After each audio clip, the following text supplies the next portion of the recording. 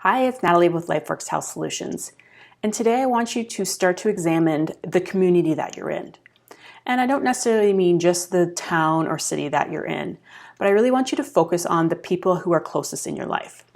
We are most like the 5 people we spend the most time with. So think of those 5 people you're surrounded with on a regular basis.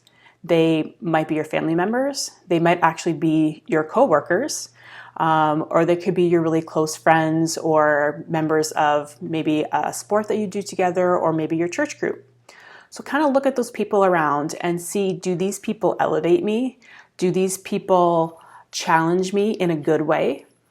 If you want to improve yourself and if you want to elevate any aspect of your life, ideally you want to be spending and learning from people who are already doing that at a higher level than you. So if you're the best person in the room, might be fun, might be comfortable, but does it challenge you? Does it get you outside of your box? Does it help you grow? And it probably doesn't, unless you are perfecting your leadership skills. And even if you're perfecting your leadership skills, you want to take it to the next level. So let's look at who we're spending the most time with. And when we're talking about that, we need to talk about toxic relationships, a little bit about toxic thought. So toxic relationships are those people who are just negative, never have anything nice to say. Having those people around you and spending a lot of time with those people are going to bring you down as well. Just think of a time you've been somewhere, maybe it's at work, maybe it's in a classroom, maybe it's at a family gathering, and that person walks in the room who is essentially the negative person. You can feel the energy change in the room, can't you? Think about it, you probably can.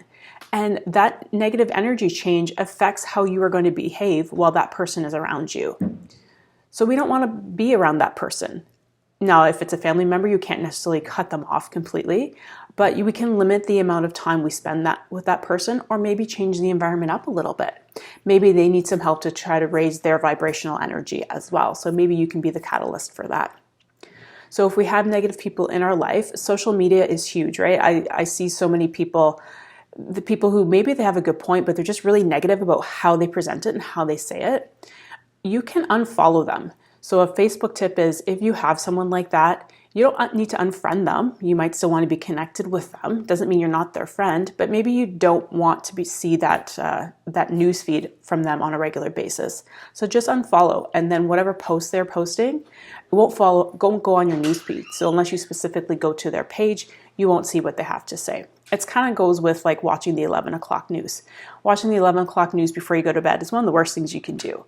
There's usually not much good on it. It's going to make you sad, depressed, maybe a little bit angry, and then you're going to try to go to sleep.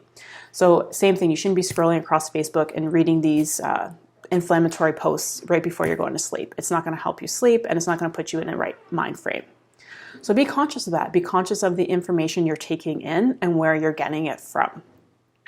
So your community, if you want to look to expand and embrace a new community, perhaps join a new group, join a service group, maybe take up a new sport that you want to learn. You're going to meet a whole bunch of new people, and odds are there's a couple people in that group who you're going to like to spend time with, and people who are going to elevate you and want you to excel at what you're trying to do.